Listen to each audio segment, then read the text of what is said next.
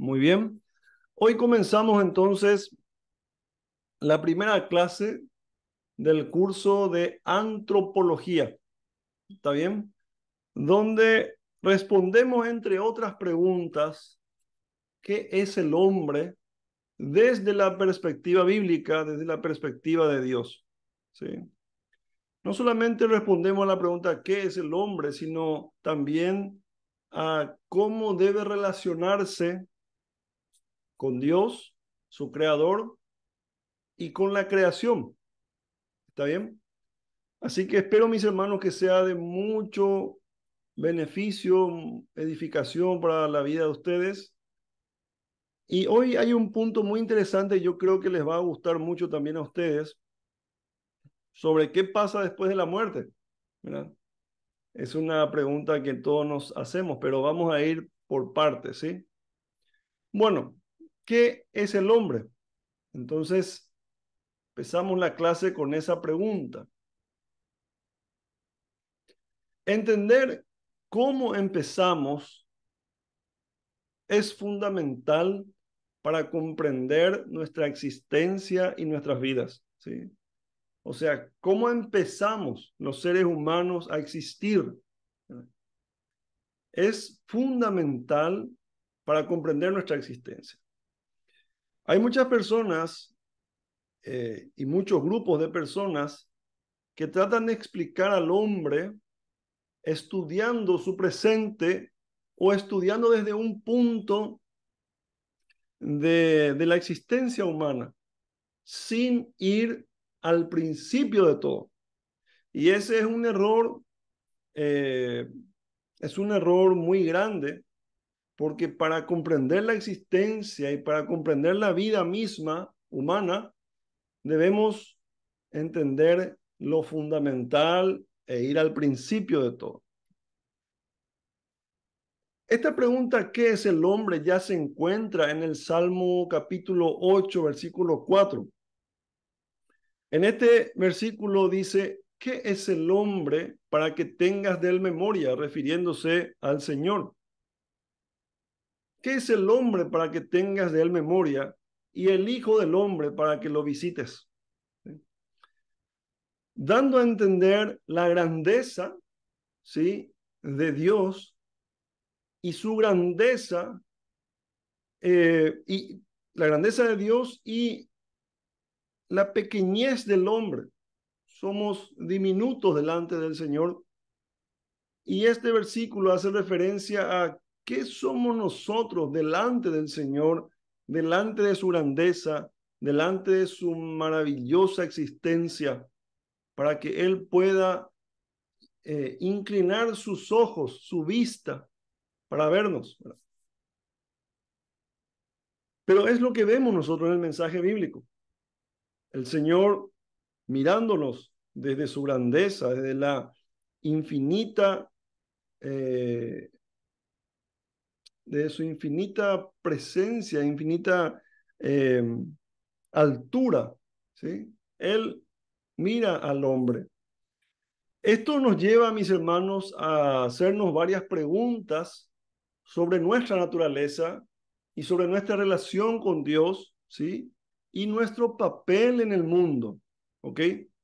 Así que ahí es donde nosotros comenzamos a hablar sobre la antropología teológica, o antropología bíblica, ¿sí? O en algunos seminarios también le llaman antropología de Dios, ¿verdad? Dando a entender de que no es igual a la antropología de, eh, de las ciencias humanas. Por eso vemos nosotros y tenemos que hacer la diferencia entre antropología teológica, que es el que nosotros estudiamos en este curso, versus la antropología secular, podríamos decirlo. Y tenemos que entender que la antropología teológica y la antropología secular hay gran diferencia, ¿sí? ¿Por qué? Porque los estudios seculares abarcan una amplia gama, por ejemplo, la sociedad o la sociología, ¿verdad? La sociedad, la cultura, la biología, el desarrollo humano, todas esas disciplinas, esas materias están dentro de la ciencia, de la antropología secular, pero la antropología teológica se enfoca únicamente en un tema, que es lo que la Biblia dice sobre la humanidad y su relación con Dios, sobre lo que la Biblia dice acerca de la humanidad y cómo esta humanidad o cómo el ser humano debe relacionarse con Dios, ¿sí? Para la lección de hoy quiero dividir en tres clases, en tres temas o en tres partes. En la primera vamos a ver cómo Dios creó a la humanidad, porque estábamos diciendo recién de que para entender nuestra existencia y nuestra vida humana debemos ir al principio. En la segunda parte vamos a hablar sobre la composición de los seres humanos, ¿sí? O sea, es decir, de qué estamos compuestos los seres humanos según lo que la Biblia nos enseña. Y en la tercera parte vamos a adentrarnos en el pacto, o sea, en ese relacionamiento que Dios estableció con la humanidad, o sea, en ese relacionamiento entre Dios y la humanidad, ¿sí? Que nosotros llamamos bíblicamente pacto, ¿ok? Vayamos entonces a la primera parte que habla sobre la creación. En el tiempo de Moisés, cuando él escribió el Génesis, habían varias naciones vecinas a lo que era la nación de Israel, ¿verdad? Estas naciones o culturas vecinas explicaban cómo el mundo se suponía que era en un estado ideal. O sea, ellos dentro de su imaginación y dentro de su creencia iban inventando ideas y iban desarrollando esas ideas a medida que también se desarrollaba la nación, ¿verdad? Estos hablaban sobre cómo los dioses habían planificado el funcionamiento de la vida. Pero a diferencia de estas culturas que tenían justamente relatos de creación falsos, la Biblia es la única que presenta la verdadera historia de la creación. La Biblia también establece ordenanzas de creación, ¿sí? Habla sobre la creación y también tiene mandatos de Dios hacia la creación, o sea, requisitos morales basados en las obras, ¿está bien? Estamos hablando de antes de Cristo y que sirven como un estándar para nuestra conducta hoy. Entonces, hay relatos bíblicos de la creación, por supuesto, en Génesis, ¿verdad? Aclaro de que el libro de Génesis no es un libro que da datos científicos sobre la creación, sino que el objetivo del relato de la creación en Génesis es, diciendo en pocas palabras, hablando rápidamente, es mostrar de que el creador de todo es Dios y de que él creó al hombre y no al hombre a sí mismo, como dice el Salmo, ¿verdad? Y que Dios creó todo y que Dios también mandó al hombre a relacionarse con él y con la creación, ¿ok? Entonces, si hablamos de creación, vamos al Génesis. Y acá vamos a encontrar dos relatos diferentes de la creación, cada uno en un capítulo diferente. Vamos a ver un poquito, o sea, no son relatos que se contradicen entre sí, sino que se complementan.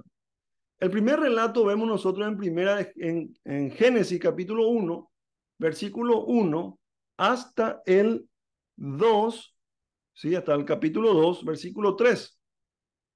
Ese es el primer relato de la creación. Y luego el segundo relato está o sea, la que se complementa entre sí, Génesis capítulo 2, versículos 4 al 25. Les pido a mis hermanos que por favor tengan sus Biblias abiertas.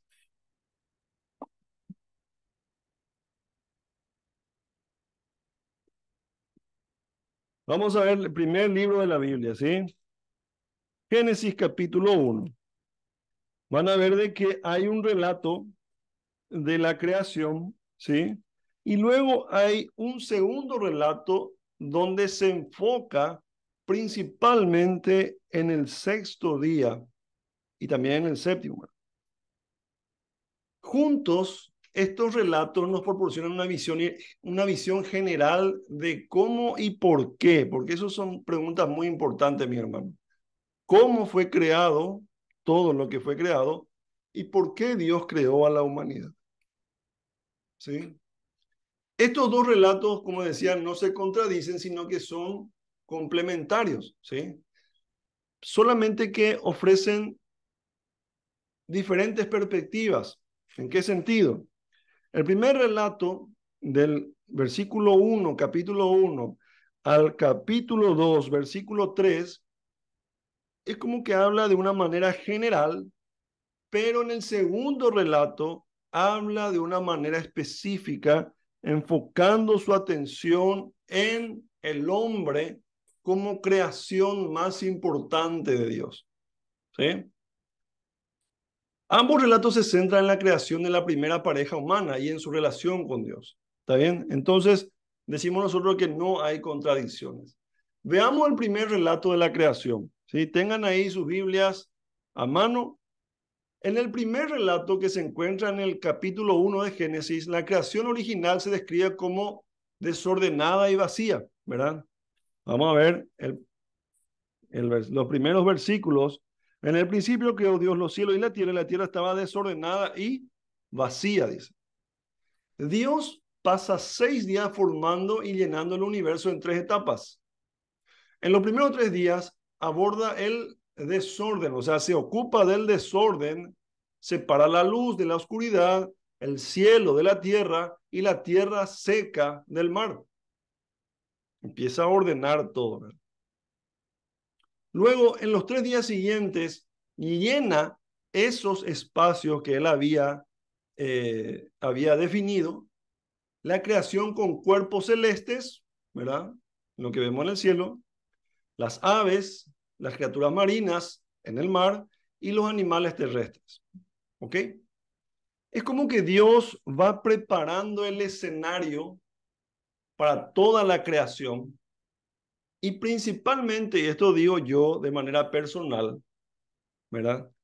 Principalmente como que Él prepara el escenario para la creación más importante, que es el hombre, ¿sí? Cuando digo el hombre, hablo de la humanidad, Adán y Eva. ¿Qué hubiera pasado si Dios hubiera creado a Adán y Eva en ese desorden? No hubieran podido vivir. No había para comer, no había para respirar, no había luz, no había nada para la vida humana.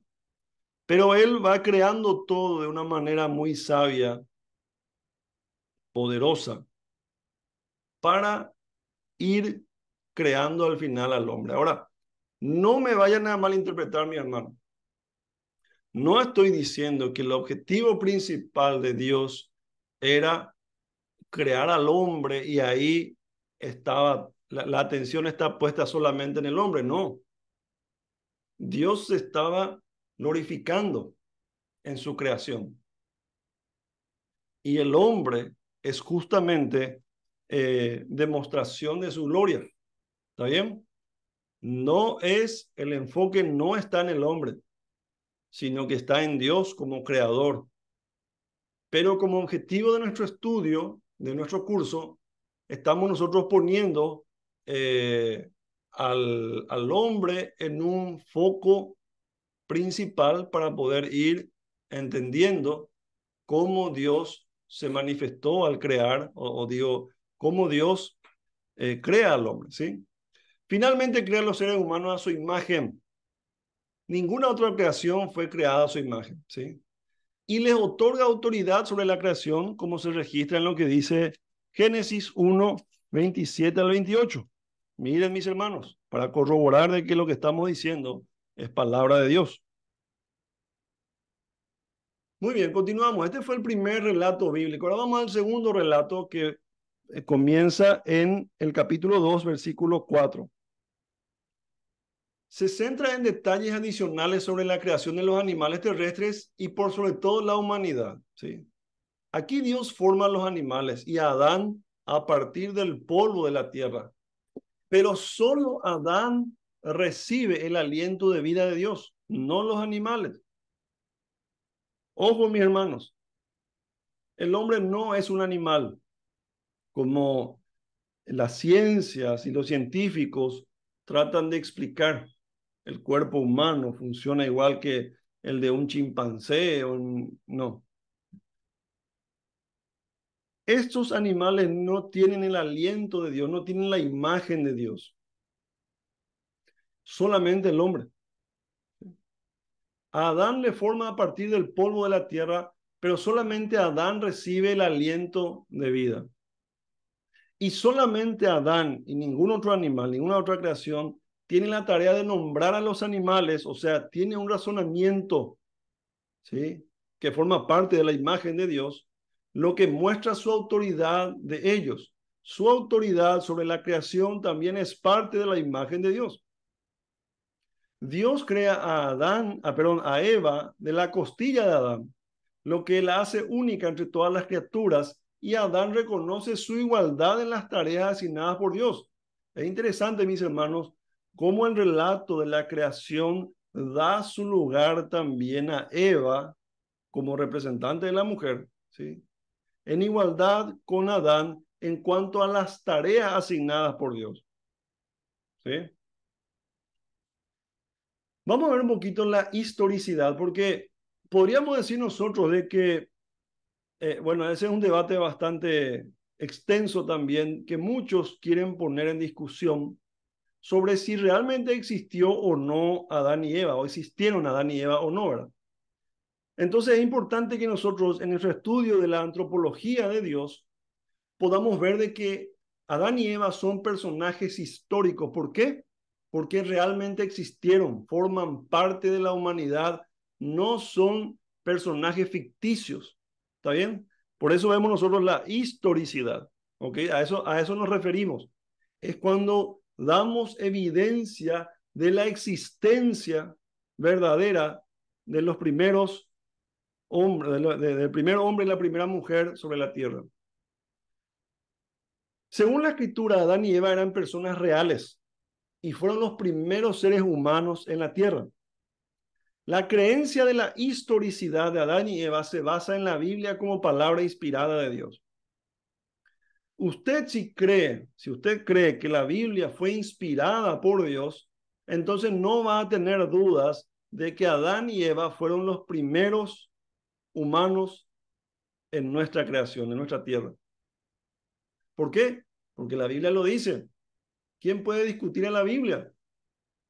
Mucha gente podría discutirlo, pero un cristiano que tiene fe en la palabra del Señor, que razona, ¿sí?, porque esta no es una fe ciega, que razona, que puede y que tiene fe en la palabra de Dios, va a creer lo que la Biblia le dice. Y vamos a ver algunas evidencias. El libro de Génesis presenta a Adán y su familia como figuras históricas. Relata la existencia. Adán, luego Eva de su costilla, luego Caín, Abel, y luego van sus hijos. Habla de una genealogía. ¿Por qué? Porque los trata como personas que realmente existieron, forman parte de la historia humana. El Génesis, capítulo 2 al 4, dan detalles biográficos sobre Adán y su descendencia. Inclusive cuenta cómo Caín mata a Abel, el primer homicidio hecho en la creación, el relato tan trágico. Todo esto forma parte de lo que la Biblia le está dando el estatus de veracidad de la existencia de Adán y Eva. Vemos nosotros en Génesis que hay que está la frase que dice: estos son los orígenes, e introduce los registros genealógicos en Génesis, respaldando su historicidad. ¿Ok? Vean ustedes, mis hermanos, en el libro de Génesis, tengan sus Biblias abiertas. Vamos a ver nosotros capítulo 2. Vamos a ver el capítulo 3, donde vemos nosotros la caída de la humanidad.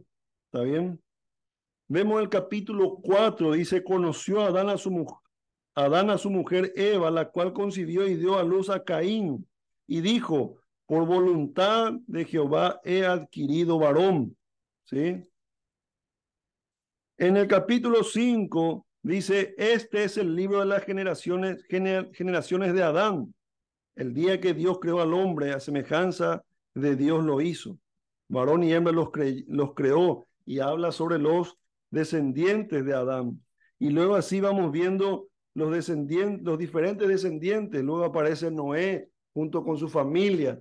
Noé, la existencia de Noé da también veracidad a la existencia de Adán y Eva. ¿Por qué?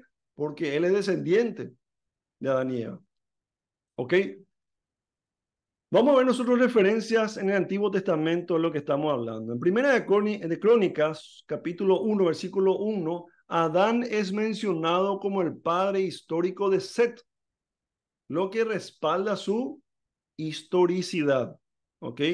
Repito, cuando hablamos de historicidad estamos hablando de darle, de reconocer de que Adán y Eva son parte de la historia porque realmente existieron. ¿Okay? Oseas capítulo 6, versículo 7, compara los pecados de Israel con los pecados de Adán. O sea, acá el profeta menor, Oseas, le está dando veracidad a la historicidad de Adán y Eva. Vamos a ver el Nuevo Testamento rápidamente. El Nuevo Testamento hace referencia también a Adán, o sea, reconoce la historicidad de Adán y Eva en varios pasajes. Pablo, el apóstol, en Romanos capítulo 5, versículo 12 al 21, en Corintios capítulo 15, relaciona el pecado de Adán con la necesidad de la redención de Jesús. Al mencionar, él está diciendo, está relacionando un hecho histórico con una persona histórica. ¿Sí? Primera de Timoteo 2, 13 al 14 y Judas 14 confirman la historicidad de Adán en el contexto de las genealogías. Vemos también acá nosotros la mención de Adán en dos pasajes, Timoteo y el libro de Judas también, que no es Judas el Iscariote. La historicidad de Adán es esencial para comprender la obra redentora de Cristo. ¿Por qué? Porque en Adán caímos todos, pero en Cristo hemos sido reconciliados con Dios. Habla también la Biblia sobre la superioridad, y hablamos nosotros, superioridad en cuanto a la creación, ¿sí? De toda la creación, la humanidad es superior. Y esto es muy importante, mi hermano, y voy a mencionar esto creo que en varias partes de este curso. ¿Por qué? Porque estamos viviendo en un tiempo en el que una mascota es mucho más importante que un ser humano, ¿sí? Estamos viviendo en un tiempo en el que el aborto es prácticamente normal, menoscabando la importancia o menospreciando al ser humano. Y nosotros si vamos al principio, como le decía recién, justamente al comienzo de esta clase, si vamos al principio es para entender nuestra existencia y nuestra vida. Y desde el principio Dios le puso como superior, como autoridad sobre toda la creación, como más importante de toda la creación. Y hoy vemos nosotros de que las cosas, bueno, hace un tiempo ya atrás, se están dando vuelta. La Biblia claramente enseña que Adán y Eva fueron creados para ser superiores a otras criaturas terrenales de Dios. O sea, nosotros como descendientes de Adán y Eva tenemos todavía esa importancia delante de Dios. ¿Mm? Génesis 1:27 enumera la creación de la humanidad como un acto separado y como culminación de la creación. Y esto podemos ver nosotros en el versículo 31 del capítulo 1 de Génesis, donde el Señor dice, y vio Dios que todo lo que había creado y dijo, es bueno en gran manera. Antes, en el versículo, si ustedes pueden buscar, creo que versículo 7 y versículo 12, él dice, y vio Dios que era bueno.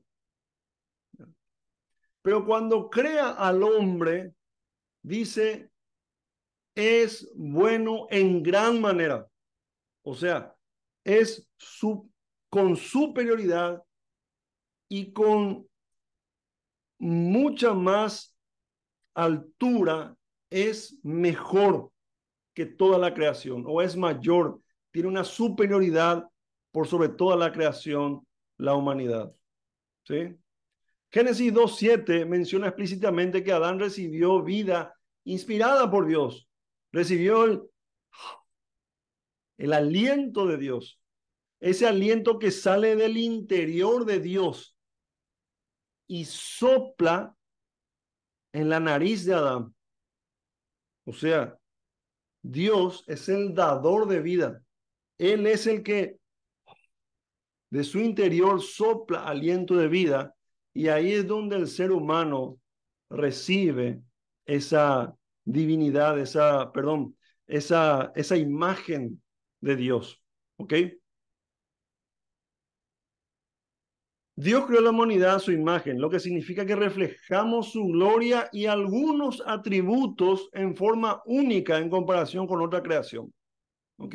Adán y Eva tienen la distinción de ser semejantes a Dios en la creación. O sea que la humanidad tiene un papel superior como administradora del gobierno de Dios sobre la tierra. ¿Sí? Quiero ir rápido porque estamos avanzando en nuestra hora. Entonces queda claro de que la humanidad es superior.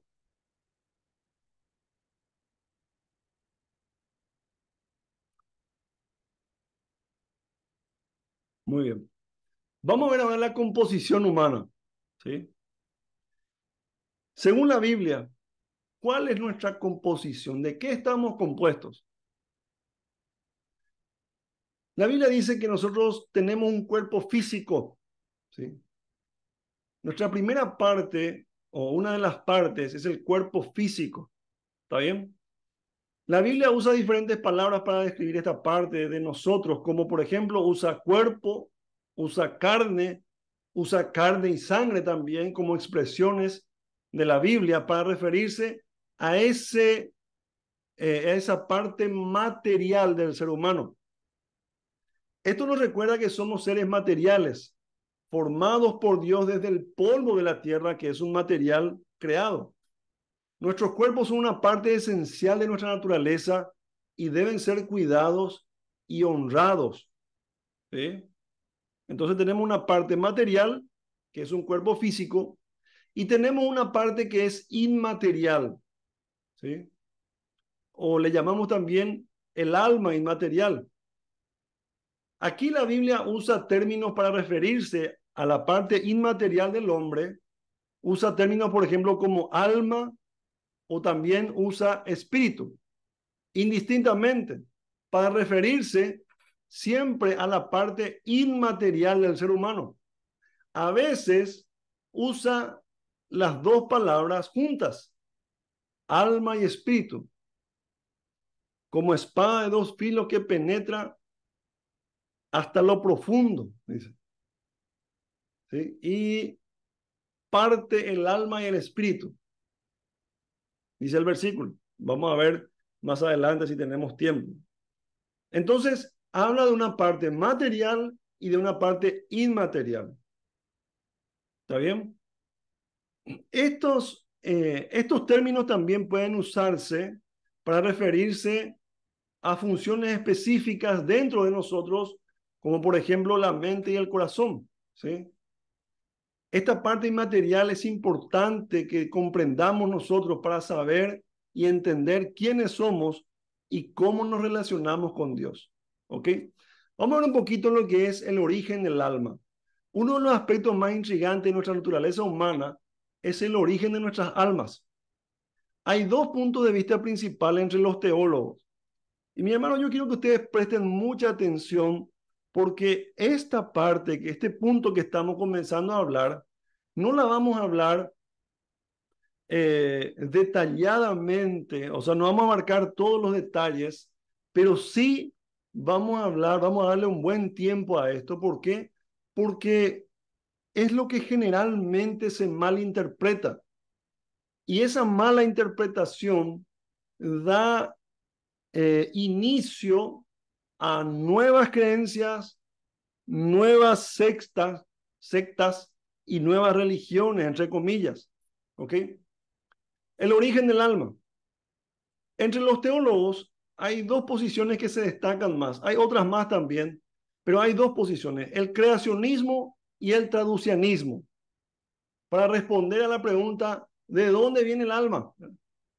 Algunos creen que Dios crea un alma individual para cada ser humano cuando somos concebidos. O sea, se produce la concepción espermatozoide con óvulo, ¿sí? Se completan los cromosomas, se forma un embrión humano y ahí el Señor ha preparado un alma para ese embrión, ¿verdad? Y esto se basa en pasajes como Zacarías 12:1, que dice que Dios forma el espíritu del hombre dentro de él, ¿sí? Pero hay otra posición también, el traducianismo, que dice que nosotros heredamos nuestras almas directamente de nuestros padres, de la misma manera que heredamos nuestros cuerpos, ¿sí? O sea, así como cuando heredamos el cuerpo de nuestros padres, también heredamos el alma. ¿Verdad? Es una posición también bastante fuerte dentro de la teología, pero si ustedes me preguntan, yo me quedo con el creacionismo, ¿ok? ¿Por qué? Porque el cuerpo, no vamos a entrar en detalles, ¿sí? Me voy a extender mucho. Esto se relaciona con la idea de que las almas humanas heredan la pecaminosidad de Adán, como se ve en Romanos. Así como yo heredo el cuerpo de mis padres, los rasgos de mi papá y de mi mamá, ¿sí? También heredo los rasgos o el alma de ellos que tiene el pecado original. O sea, yo tengo un alma distinta a la de ellos, pero heredado de ellos. ¿Ok? Ahora, mis hermanos, no nos vamos a discutir con esto, ni tampoco vamos a ponernos a profundizar. ¿Por qué? Porque son enseñanzas que no son fundamentales, no son pilares de nuestra fe. Lo que acá nosotros tenemos que entender es de que el alma proviene de Dios, ya sea creado individualmente para cada persona o heredado de nuestros padres. El alma o la parte inmaterial del ser humano viene directamente de Dios, ¿ok? Es una creación divina. Ahora, hablemos de un punto que yo creo que a ustedes les va a interesar bastante. La inmortalidad del alma, porque cuando estudiamos la antropología, ¿sí? Cuando estudiamos al hombre desde el punto de vista de Dios, desde el punto de vista bíblico, tenemos que hablar nosotros de la inmortalidad del alma. La Biblia habla de destinos temporales del alma después de la muerte. Si usted se pregunta, ¿qué pasa con mi alma después de la muerte? Vamos a tratar de responder eso, ¿sí? Y si ustedes quieren más detalles, por favor, lean nuestro material. Acostúmbrense a leer, por favor, los materiales que fueron compartidos para ustedes. ¿Ok? ¿Qué pasa después de la muerte con el ser humano? Las personas, las almas de las personas no desaparecen después de la muerte física, ¿eh? Estamos hablando de la muerte física. Muere este cuerpo, nuestra alma no desaparece, sino que entran en lo que llamamos el estado intermedio, que es muy diferente a lo que es el purgatorio, ¿sí? La iglesia tradicional de Roma cree en el purgatorio, que es un lugar donde va el alma a purgar sus penas y sus pecados. La gente que queda acá, sus familiares, tiene que rezar, tiene que ofrendar, tiene que hacer buenas obras para que el alma de su familiar en algún momento pueda salir del purgatorio e ir al cielo. Esa es la creencia. El purgatorio no es bíblico.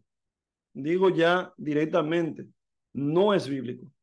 Y no nos estamos refiriendo a ese engaño. Nos estamos refiriendo al estado intermedio, ¿sí? ¿Qué se refiere? Este estado involucra destinos temporales para las almas, dependiendo de si son creyentes o incrédulos. Para los creyentes, el estado intermedio, 2 Corintios 5:8 nos dice que estar ausentes del cuerpo significa estar presente con el Señor. O sea que un creyente verdadero que muere, su alma va con el Señor hasta el juicio final. Ese es el estado intermedio hasta llegar al juicio final. O sea que un creyente muere, vamos con el Señor. Esto significa que las almas de los creyentes van a la presencia de Dios en el cielo, donde disfrutan de comunión con Él. Esto también se refuerza en Lucas capítulo 23, versículo 43, donde Jesús promete al ladrón en la cruz que estaría con Él en el paraíso ese mismo día. ¿Ok? Gloria a Dios. Para los incrédulos, ¿cuál es el estado intermedio? Jesús mismo habló de un lugar de tormento en Lucas capítulo 12, versículos 4 al 5, donde sus almas sufren castigo temporal después de la muerte. ¿Sí? Sufren ellos castigo temporal. Ese es su estado intermedio. Ese es su anticipo a su condenación. Así vemos que las almas de ambos grupos, creyentes y no creyentes, tienen destinos temporales. Y a esto le llamamos el estado intermedio. ¿Ok? Vamos a ver algunos pasajes bíblicos. Filipenses capítulo 1, versículo 23-24, habla y Pablo, el apóstol Pablo, dice que desea partir para estar con Cristo, dice. O sea, en la teología de Pablo y en su concepto del hombre, del alma del hombre, él dice que desea partir para estar con Cristo. ¿Entiendes? Entonces habla de ese estado intermedio en que si el apóstol Pablo como creyente partía de este mundo físico, iba a estar con el Señor. Esto sugiere que inmediatamente después de la muerte, las almas de los creyentes van a la presencia de Cristo. Gloria a Dios por eso. En cuanto a los incrédulos, Jesús habló en Lucas 16, 19 al 31 sobre el rico y Lázaro. Ustedes conocen esta historia, mi hermano. Vayan marcando, por favor, en sus Biblias. Indica que después de la muerte hay una realidad consciente. O sea, las almas están conscientes de dónde están. ¿Sí?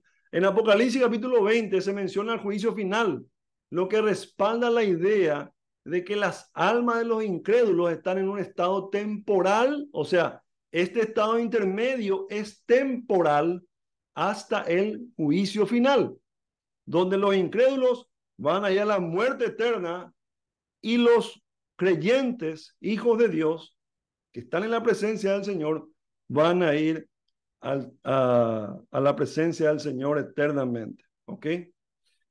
Resurrección y destino final. Reunión de almas y cuerpos en la resurrección, porque de esto habla también la Biblia, ¿sí? Habla de que nuestras almas se van a reunir con nuestros cuerpos en la resurrección. Las almas de los creyentes están en la presencia de Dios en un estado intermedio. La Biblia enseña que habrá una resurrección de los muertos. En 1 Tesalonicenses capítulo 4, versículo 16, se habla de los muertos en Cristo resucitando primero. Esto significa que las almas de los creyentes se reunirán con cuerpos resucitados en la resurrección, ¿sí? Y cuerpos glorificados, ya no cuerpos corruptos como los que tenemos nosotros, ¿sí? Ahí ya no habrá muerte, ya no habrá dolor, ya no habrá llanto, ya no habrá enfermedades. Para los creyentes, la resurrección implica la transformación de nuestros cuerpos corruptibles en cuerpos incorruptibles, como dice 1 Corintios capítulo 15. Los creyentes vivirán eternamente en la presencia de Dios en los nuevos cielos y la nueva tierra, como se describe en Apocalipsis capítulo 21. Gloria a Dios, mi hermano. Esto me anima mucho, Espero que le anime a usted también. Para los incrédulos, la resurrección también es una realidad. Sí, hermano. También van a resucitar. Juan capítulo 5, versículo 28 y 29 dice que los que hicieron lo bueno tendrán resurrección de vida, mientras que los que hicieron lo malo tendrán resurrección de condenación, dice.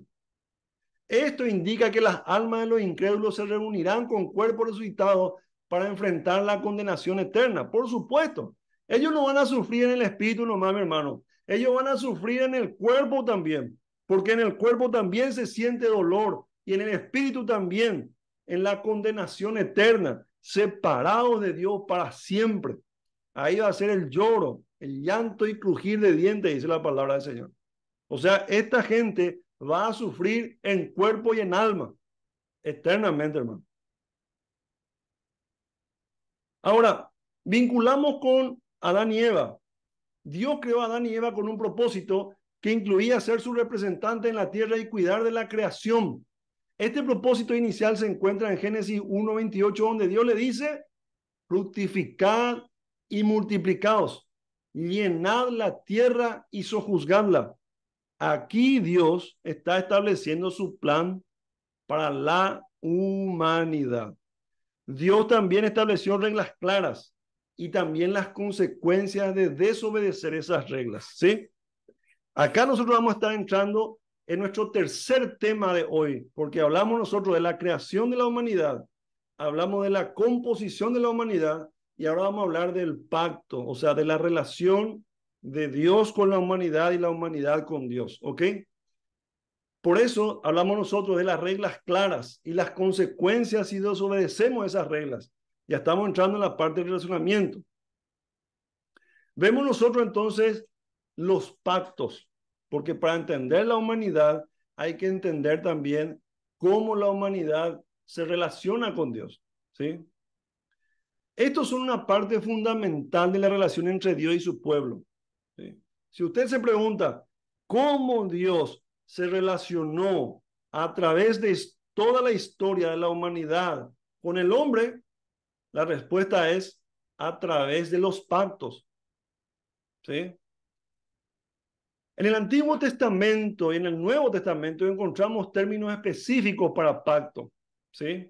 En hebreo, verid, y en griego, diatheke, ¿sí? ¿Por qué estudiamos la naturaleza de los pactos? Porque esto nos ayuda a entender cómo Dios interactúa, se relaciona con su pueblo, ¿ok? Vemos nosotros que desde el principio hubo un pacto con Adán. Y vemos nosotros elementos que caracterizan un pacto en la relación de Dios con Adán, perdón, como las promesas, los deberes y las consecuencias. La confirmación de este pacto se encuentra en Génesis capítulo 6, versículo 18, cuando Dios hace una promesa de preservación a Noé, lo que sugiere que el pacto original con Adán sigue siendo relevante. ¿Qué significa esto, mi hermano? Con Noé, Dios no destruyó toda la humanidad, ¿sí? Cuando Dios hace pacto con Noé, hay implícitamente un reconocimiento al pacto que Dios hizo con Adán, ¿sí? Si bien no se menciona, no hay un versículo específico donde se mencione el pacto que Dios hizo con Adán, así como lo hay con Noé, por ejemplo, pero en este versículo 6:18 de Génesis, vemos nosotros de que en el pacto de Noé está implícitamente reconocida el pacto que se hizo con anterioridad con Adán. O sea, nosotros podemos decir con toda seguridad de que Dios hizo un pacto con Adán. Y eso podemos ver nosotros desde el capítulo 1 hasta el capítulo 3 de Génesis. Todo eso abarca y forma parte del pacto que Dios hace con Adán. Referencias posteriores, o sea, hay referencias posteriores al pacto de Adán, porque lo que estamos haciendo nosotros ahora, mi hermano, en este punto, estamos viendo de que el pacto que Dios hizo con Adán es real, aunque no hay un versículo específico que diga, hay referencias que apuntan a este pacto. Oseas nuevamente, capítulo 6, versículo 7, nos muestra cómo el pueblo de Israel transgredió el pacto, lo que demuestra que este pacto original con Adán tenía implicaciones a lo largo de la historia bíblica. ¿Qué significa esto? Significa que el pacto con Adán sigue vigente hasta el día de hoy. ¿Sí? Luego del pacto con Adán está el pacto con Noé. Luego del pacto con Noé está el pacto con Abraham. Luego del pacto con Abraham está el pacto con Moisés. Luego está, que es un pacto de ley. Luego de Moisés está el pacto que Dios hace con David, que es un pacto de realeza. ¿Sí? Y luego de David está el nuevo pacto que hace con el Señor Jesucristo. Entonces, mis hermanos, lo que estoy tratando de decir es de que ningún pacto que se hace posteriormente, o sea, después del pacto de Adán, invalida el pacto con Adán. Ningún pacto hecho invalida el pacto anterior. No significa que los pactos que Dios hizo en el Antiguo Testamento ya vencieron o ya perdieron vigencia. No, siguen vigentes hasta el día de hoy. ¿Está bien? Solo que hoy estamos viviendo en un tiempo de gracia, en ese nuevo pacto en el que están incluidos todos los creyentes. Referencias. Vemos otro en Jeremías capítulo 33, versículos 20-25, donde mencionan un pacto que incluye a Adán y Eva, lo que refuerza la idea de que este pacto trasciende, o sea, va inclusive después de las siguientes generaciones. Paralelismo con la relación de Dios con Cristo.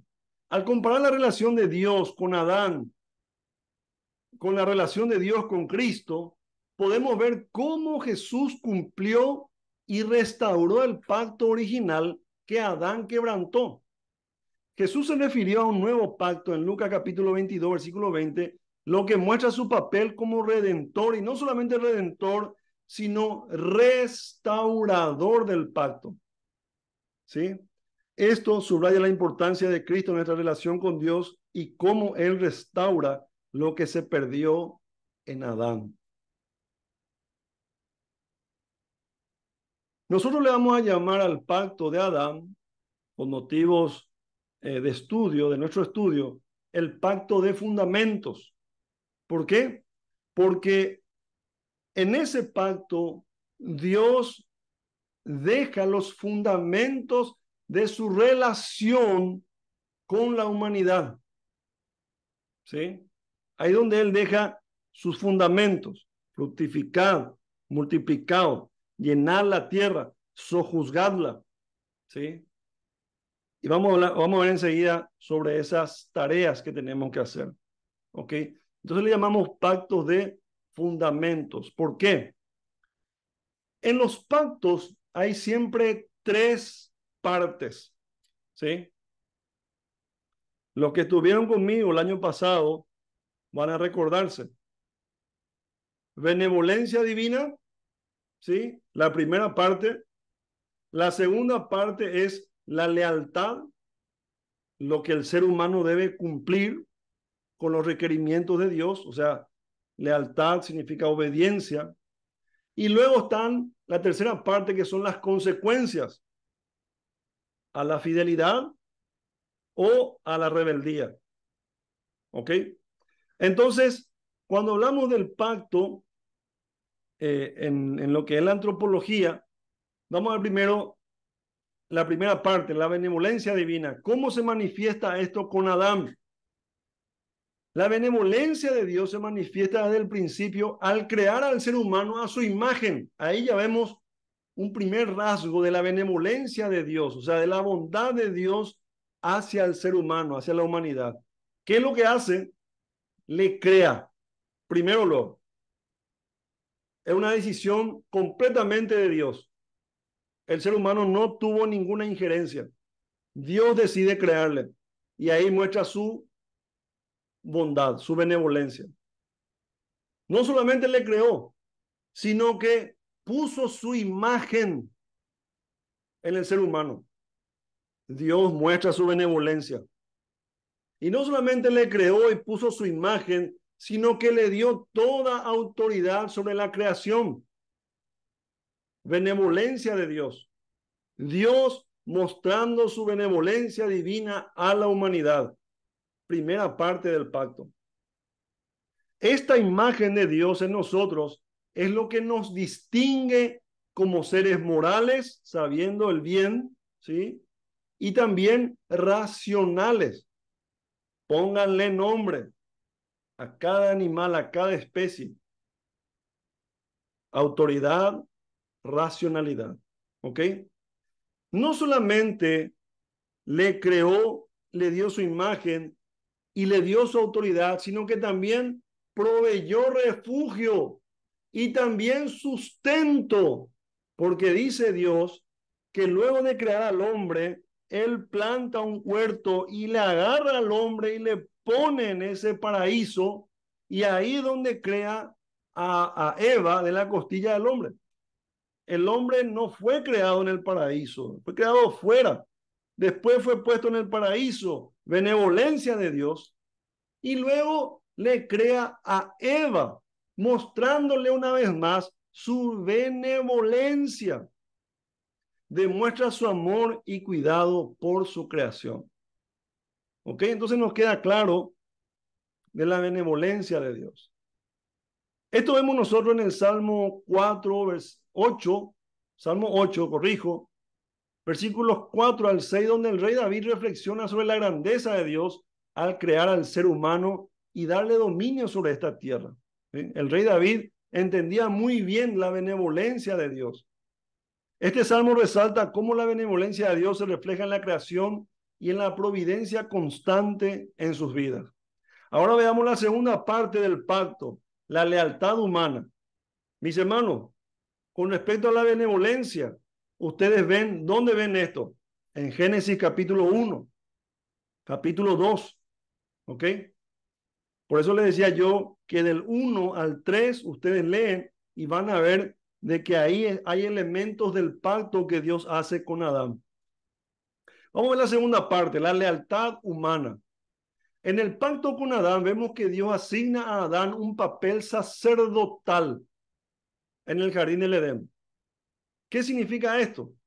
Que Adán tenía la responsabilidad de cuidar y mantener la santidad de ese lugar. A ninguna otra creación le dio este papel, solamente a la humanidad. Ahí donde él le dice, de todos los árboles vos podés comer, menos de este. Requerimientos. A través del testimonio de Adán se mantendría la santidad de ese lugar. ¿Sí? ¿Por qué vemos este punto? Porque si Adán recibió esto de Dios, nosotros lo heredamos también. Heredamos la benevolencia de Dios, la imagen, la autoridad sobre la creación, su provisión diaria, ¿sí? Y el papel de sacerdotes también. ¿Entienden? Nosotros seguimos siendo sacerdotes de la creación de Dios. Tenemos la responsabilidad de cuidar y de mantener la santidad como hijos de Dios, ahora redimidos por el Señor Jesucristo, mantener la santidad en la creación. Por eso es que la Biblia dice que debemos ser sal y luz, ¿sí? Este papel sacerdotal es un recordatorio de que somos llamados a ser administradores responsables de la tierra, pero no solamente de las cosas físicas, sino también debemos ser buenos administradores de nuestra relación, de la relación del prójimo entre Dios y la humanidad. ¿Ok? Dios dio obligaciones, además de sacerdotales, también dio obligaciones reales. Él asignó a Adán y Eva un papel real al darles autoridad sobre la creación y la orden de multiplicarse y llenar la tierra, ¿sí?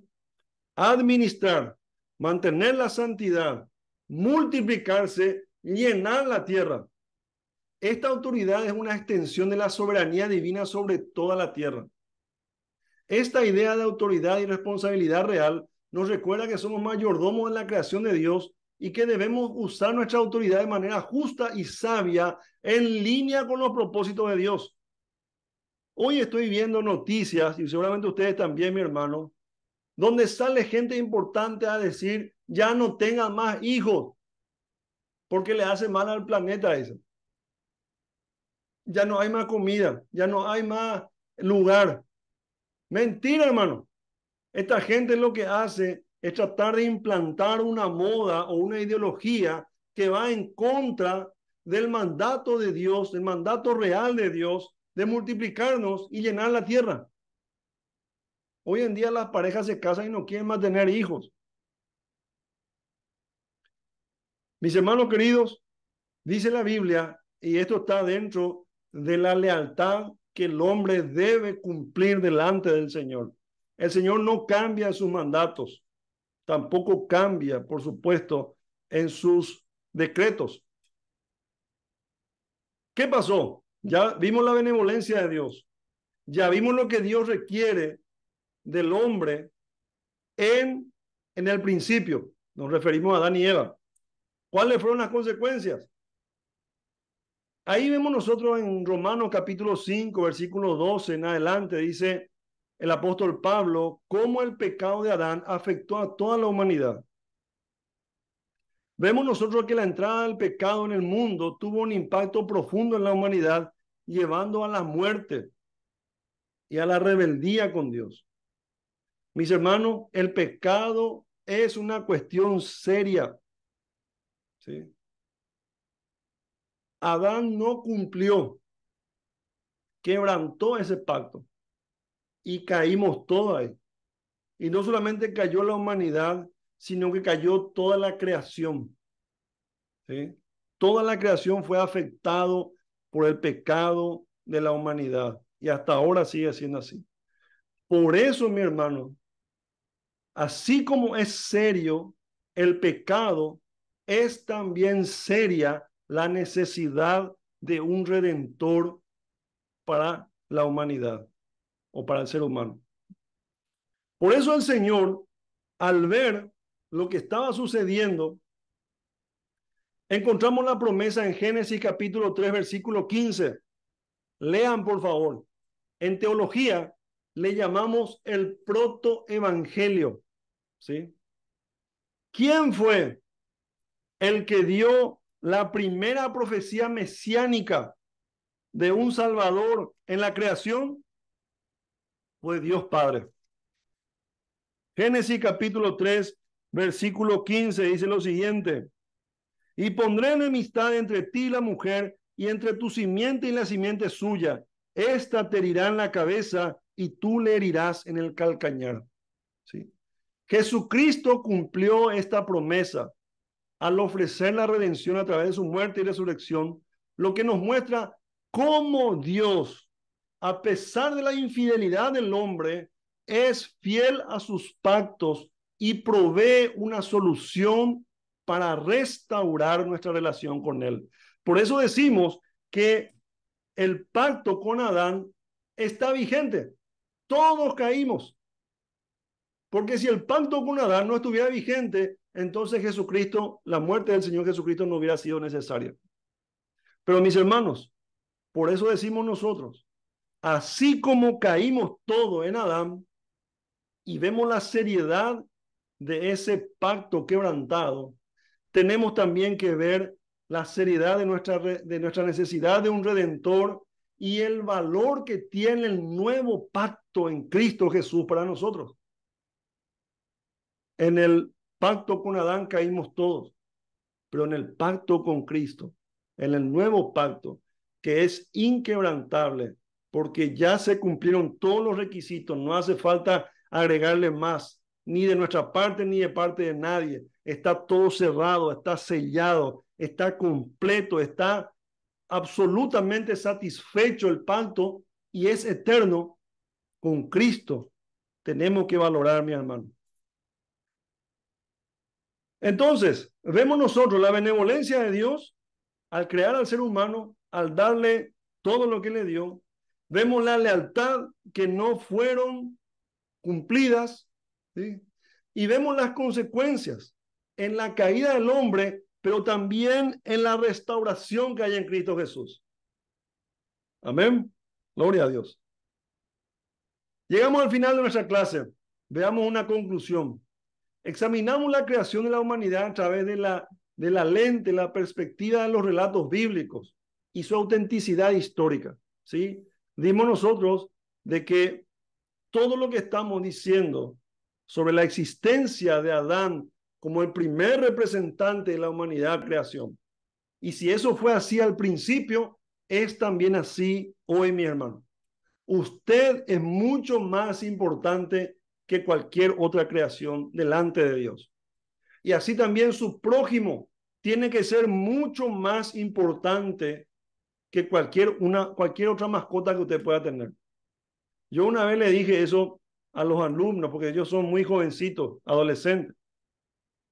Le dije yo, él estaba hablando sobre esto, y le dije que el ser humano es mucho más importante que tu mascota. Y algunos se enojaron conmigo, se escandalizaron algunos. ¿Por qué si es parte de la familia? Me decían. No importa que sea parte de la familia, sigue siendo una mascota. El ser humano es mucho más importante que cualquier otra creación, mi hermano.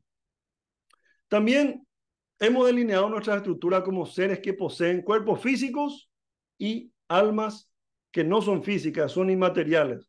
Tenemos una parte física y una parte inmaterial. A veces es llamado alma, a veces es llamado espíritu, ¿sí? A veces es llamado alma y espíritu también, pero se refiere a una parte inmaterial.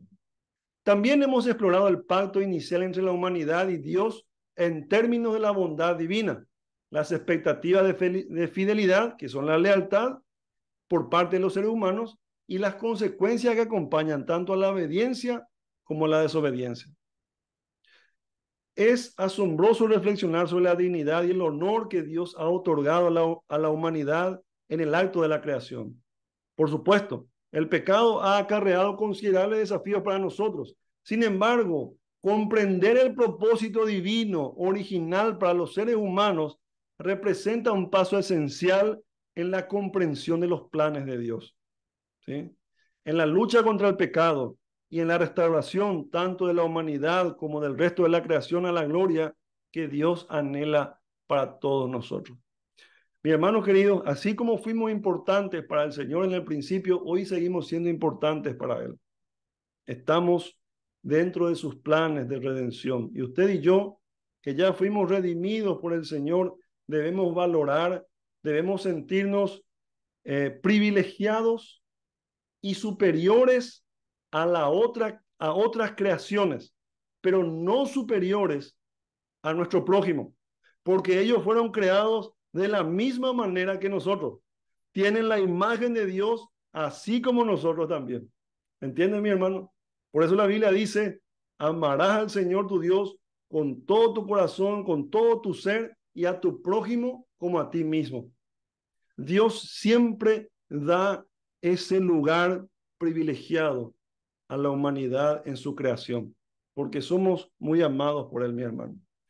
Así que, hermanos, espero que eso haya traído una buena comprensión de su posición delante del Señor y también de cómo usted es tratado por Él. Amén. ¿Algún comentario que podamos hacer? Voy a parar la grabación